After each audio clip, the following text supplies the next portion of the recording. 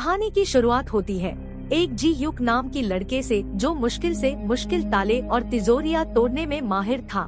बेशकीमती चीजें को चुराकर उन्हें बेचना ही उसका काम था। वह अपना काम इतनी चालाकी से करता था कि अब तक 100 चोरियां करने के बाद भी वह पकड़ा नहीं गया। एक दिन अपने मिशन पर बड़ी बिल्डिंग में घुसकर करोड़ों की कीमत वाला एक पत्थर चुराने की तैयारी कर रहा था। इस तिजोरी में कई मुश्किल थे और इसे तोड़ना लगभग नामुमकिन था, लेकिन जियुक के लिए तो यह बाएं हाथ का खेल है। वह ताले तोड़कर पत्थर चुराने में कामयाब हो गया और सारे गार्ड को चकमा देकर बाहर भी निकल गया। लेकिन बाहर निकलते ही गलती से उससे वह बेशकीमती पत्थर टूट गया। बेचारे की सारी मेहनत मिट्टी में मिल गई, लेकिन उसने हार नहीं मानी और वैसा ही हूबहू बनाकर नया तैयार कर दिया। फिर वह उसे बेचने के लिए एक मशहूर दुकान में गया, लेकिन दुकानदार को देखते ही पता चल गया कि यह नकली है और उसने से कोई भी लेन देन करने से साफ मना कर दिया। लेकिन जी युक जानता था कि यह दुकानदार आमतौर पर तो नकली चीज बेचता है और इसलिए उसने पुलिस के सामने दुकानदार की पोल खोलने की धमकी दे दी। हारकर दुकानदार को पत्थर लेना ही पड़ा। जी युक का एक बेस्ट फ्रेंड उसका पार्टनर था। उसकी खासियत थी कि वह मामूली सी चीजों में भी विस्फोटक फिट कर लेता था। इस चोरी के बाद जी युक नकली नोट छापने का फैसला किया। उसने नोट तैयार कर लिए, लेकिन उन पर शराब डालते ही अक्षर मिट जाते थे। जब बात नहीं बनी तो दोनों ने हीरो की एक दुकान लूटने का फैसला किया, जिसमें लगभग 3 करोड़ का माल था। लेकिन यह काम इतना आसान नहीं था, क्योंकि दुकान में चारों ओर सीसीटीवी कैमरा लगे थे। कैमरास को हैक करने के लिए उन्हें जबरदस्त हैकर की जरूरत थी, तो इस काम में उनका हैकर होगा ज़ेंग। उसके बारे में अफवाह थी कि एक बार उसने पैसों के बदले अपने ही साथियों को पुलिस को पकड़वा दी थी, लेकिन फिर भी जी युक उस पर भरोसा करके उसे अपने साथ शामिल कर दिया। इसके बाद जी युक की दोस्ती जूना नाम की एक लड़की से हो गई, जो ऐसी ही कीमती चीजों की एक्सपर्ट थी। तो दोनों एक जगह घूमने गए जहाँ जी युक ने उसके गले का हार देखा। जुना बताती है कि उसके पिता ने उसे तोहफे में दिया था। इसके बाद वह दोनों एक ज्वेलरी की दुकान पर उस हार की जांच करवाने गए, जहां उन्हें पता चला कि उस हीरे की कीमत लाखों में है। उसी वक्त सबसे नजरें चुराकर जियुक ने एक सूटकेस सोफे के नीचे खिसका दिया और वहां से चलता बना। फिर वह एक और दुकान से जांच कराने गए और वहां भी यही नतीजा निकला। और यह वही दुकान है जहां जियुक चोरी करने का प्लान बना रहा है।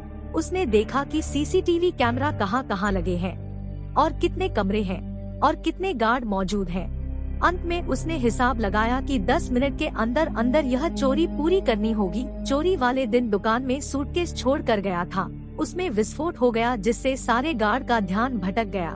ज़ेंग ने अपने शातिर दिमाग से सारे सीसीटीवी कैमरा हैक कर लिया, लेकिन जितना टाइम उन्होंने सोचा था उससे पहले ही गार्ड लौट आए और गोइंग ने उनकी गाड़ी का शीशा तोड़कर उनका ध्यान भटका रखा।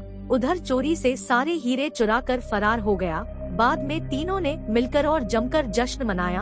अगले दिन हीरो की मालिक जो आग बबूला हो गया, लेकिन वही चोरों की काबिलियत से इम्प्रेस हो गया था कि इतनी कड़ी सिक्योरिटी में भी सभी हीरो पर हाथ साफ कर लिया। असल में करोड़पति जो एक गैंगस्टर और चोर था, ना जाने कितने लोगों का खून किया था। वह खुद भी एक बड़ी चोरी की तैयारी कर रहा था और इसलिए उसे ऐसे ही शातिर चोरों की तलाश थी। उसने कई सारे लोगों को, ताला तोड़ने वालों को टेस्ट किया था, लेकिन कोई भी उसके काम के लायक नहीं था। लेकिन अब वह समझ गया था कि जिन चोरों ने इस चोरी को अंजाम दिया है, उसके काम में बिल्कुल सही बैठेंगे। इसलिए उसने अपने सारे आदमियों को इन चोरों को ढूंढने में लगा दिया। अगले कुछ दिनों तक उसके आदमियों ने हर हीरे की दुकान पर नजर रखी और जल्द ही उन्हें जियुक और उसके ठिकाने का पता चल गया। जो ने उन तीनों से मुलाकात की और अपनी चोरी में हिस्सेदार बनाने के लिए उन्हें 5% कमीशन देने का वादा किया। वैसे इनके पास कोई चॉइस था भी नहीं, क्योंकि अगर इन्होंने मना किया तो जियुक के पूरे परिवार को मार डालेगा। आखिरकार जियुक मान गया और चो ने उन्हें बताया कि लगभग 200 करोड़ का काला धन है, जो शिप के जरिए कोरिया में आने वाला है। जहां शिप आकर रुकेगी, वहां दुनिया का सबसे तगड़ा सिक्योरिटी सिस्टम है।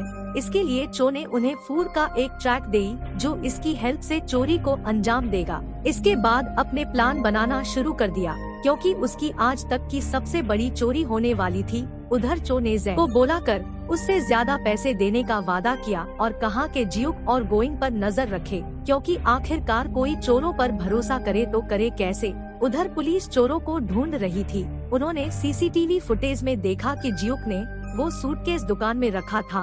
पुलिस उसका पता ढूंढकर उसके घर में घुस गया, जहां पुलिस को उनके दूसरे चोरी के बारे में पता चल गया। अगले दिन चोरी से पोर्ट पर जाकर विस्फोटक और सिक्योरिटी सिस्टम को हैक करने की डिवाइस रखा आया।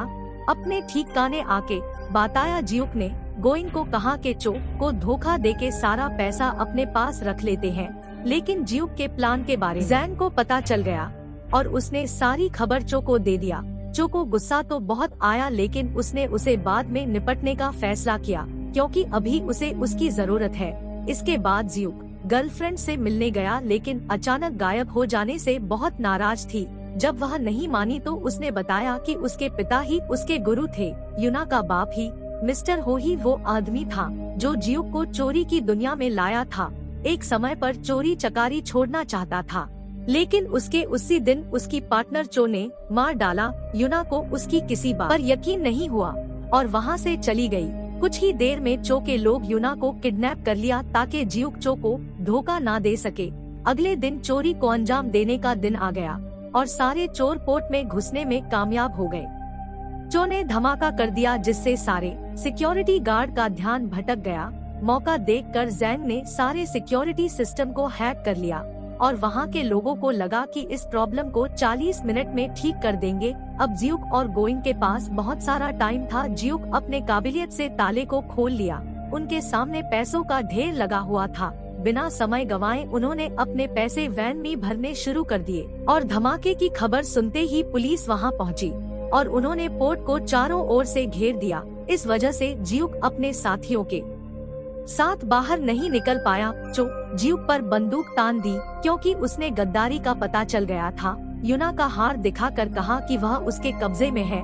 उसकी जान बचाने के लिए अपने आप को पुलिस के हवाले कर दिया, लेकिन पकड़े जाने से पहले ही वह पानी में कूद गया और पीछे से पुलिस ने उस पर गोलियां दागने लगे। उनमें से एक गोली उसे लग गई। उसके हाथ में जो बम था वह भी फट गया, यानी कि यह साफ था कि वह मर चुका है। जब गोइंग को इसका पता चला तो वह अपने दोस्त को खोकर बहुत दुखी हुआ, लेकिन जैन खुश हो रहा था क्योंकि उसे जियुक के हिस्से के पैसे भी मिल जाएंगे। तभी उन दोनों में बहस छिड़ गई और गोइंग ने उसका खून कर दिया। आखिरकार पैसों से भरा ट्रक चो के पास पहुंचा, लेकिन उसके अंदर सिर्फ ऊपर देखकर उनके पैरों तले जमीन खिसक गई क्योंकि उसमें सारे पैसे नकली थी। उससे कुछ समझ नहीं आ रहा था कि तभी जियुक का कॉल आया जो एकदम ठीक था। अब सारे पत्ते खुलने लगते हैं। असल में शुरुआत से जो हुआ वह सब जियुक के प्लान का ही एक हिस्सा था, जो मिस्टर हो की मौत का बदला लेना चाहता था। सबसे पहले उसने जो नकली पत्थर भेजा उसमें माइक्रोफोन लगा दिया क्योंकि वह जानता था कि चो वहां अक्सर खरीदारी करने आता था। उसके प्लान के मुताबिक बिल्कुल वैसा ही हुआ और तूने वह पत्थर खरीद लिया। उसकी बातें सुनकर जियुक को पता चला कि शातिर चोर की तलाश में है। उसने जानबूझकर हीरे चुराए ताकि वह चो की नजरों में आ सके। पूरा टाइम चो को लगता रहा कि वह जियुक को ढूंढ रहा है, लेकिन जो खुद ही उसके लिए सबूत छोड़ रहा था। जैन भी जियुक का साथी था और वह चो के साथ होने की नाटक कर रहा था। जियुक को पकड़ने आई पुलिस वो भी नकली था और तो और उसे लगने वाली गोली भी नकली। उधर पुलिस ने गोइंग को मरने का नाटक कर रहे इनको भी बचा लिया और जो को पैसे के नाम पर कुछ नहीं मिला। वहां ऊपर से पुलिस को इसकी खबर भी दे दी। पुलिस पहुंची और पुलिस में और चो के आदमी से मारामारी शुरू हो गई। फिर जैन ने यूना को कैद से छुड़ा लिया। अपने प्लान को पॉपट होता देखकर चो भी यहाँ से भाग निकला। जियुक के आदमी पैसों का भरा हुआ ट्रक लेके जाने लगे, हालांकि कि उसकी कोई जरूरत नहीं थी। फिर हमें पता चलता है कि सारे पैसे असली थे। जब वो ट्रक में पैसे भर रहे थे तो उन्होंने जियुक की नकली नोट बनाने वाली मशीन से प्रिंट कर लिया। अब जैसे ही नकली नोटों पर शराब छिड़केंगे तो वह असली में बदल जाएंगे। अब हमें पता चला कि पूरा टाइम पैसा बेचारे चो के आंखों के सामने ही थे, लेकिन चो पहचान नहीं पाया।